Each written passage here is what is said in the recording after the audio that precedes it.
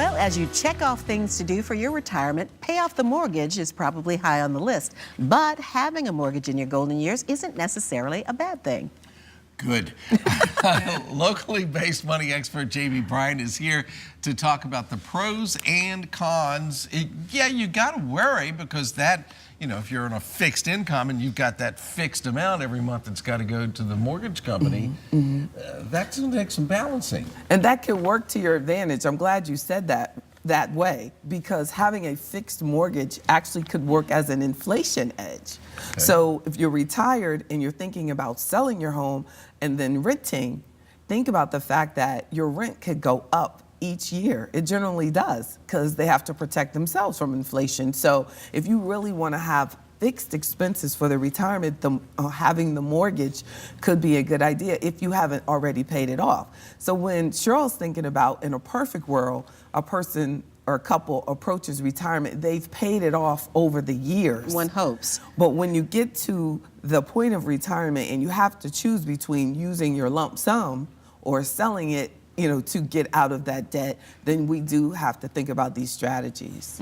So that is definitely a pro when it comes to that. So you're saying this is a hedge against inflation because you're paying a fixed rate, your taxes may go up, but at least you know what your mortgage is going to be. And the insurance, you're right. Yeah. And insurance can become an issue, and it has as well. You're right. You will have the insurance, you will have and then I guess as a renter, you would have that expense too, because you would have to protect your things. Well, and then there's the flip side of that is the roof could start to leak, or the hot water heater could go out, or the refrigerator breaks down. So even though you've got that fixed amount is going to stay, there's some variables in there too.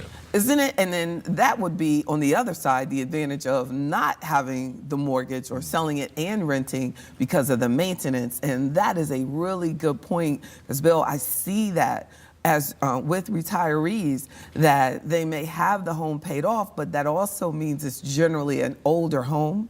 So they do incur a lot of unexpected expenses. So having an emergency fund with a paid off mortgage becomes even more important. For a lot of people, that emergency fund, it comes in handy when you need it. Yes. So now is the time to start working toward putting a little bit aside. So when we talk to young people about buying a house, you say get that because it helps you with your taxes. Does the same apply for retirees? I'm glad you mentioned that, because generally a retiree 65 or older is more likely to use the standardized deduction, because the standard deduction not only just increased over with the new tax code, but increases even more when you're 65 and older.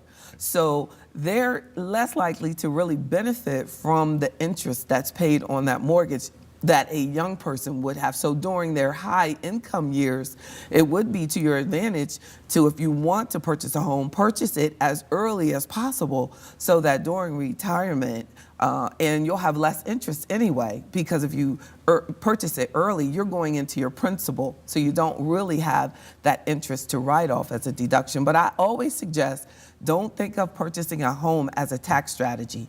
Make sure that it is just a way to cut your cost of living, that your living expenses are, if you have two kids or 4 kids and a husband and things like that, it's a lot more to live, and an apartment would be much more expensive. But if it's just one person and they incur a mortgage that pays for 4,000 square feet, and that happens a lot, especially in our country, where people have a lot of square footage per person, where it would may be more cost effective for a single person to consider renting and saving more, because they will have to take care of themselves.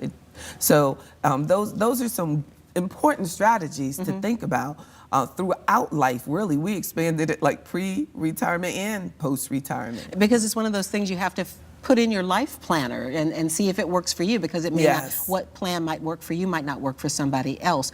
What are some of the other possible pros of going into retirement with a mortgage? Because as we mentioned, 44% of people in retirement age have a mortgage still. And most people at the point of retirement could take their money, say appreciated stocks or money that's in their retirement accounts, they could take it and pay off the house. So the big question there is, what is the cost of paying off the house? So your taxes are a lot higher than, say, a 3.5% or a 4.5% interest rate that you're paying on the mortgage, the federal and state taxes that you may have to pay on incurring that expense if it were out of your 401k or out of your IRA at the point of retirement. So the key is to watch Virginia This Morning and pay that mortgage as you go along. Well, and everybody's story is different. So that's right. And if you can't, when you get to that point, I'm glad that we're having this discussion because it could cost you too much to pay it off at that point. Educate yourself. Thanks, Always JB. good information. That's right. And of course, JB has free seminars and webinars for you available. And we'll post information on that on our website. Just go to WTVR.com/VT.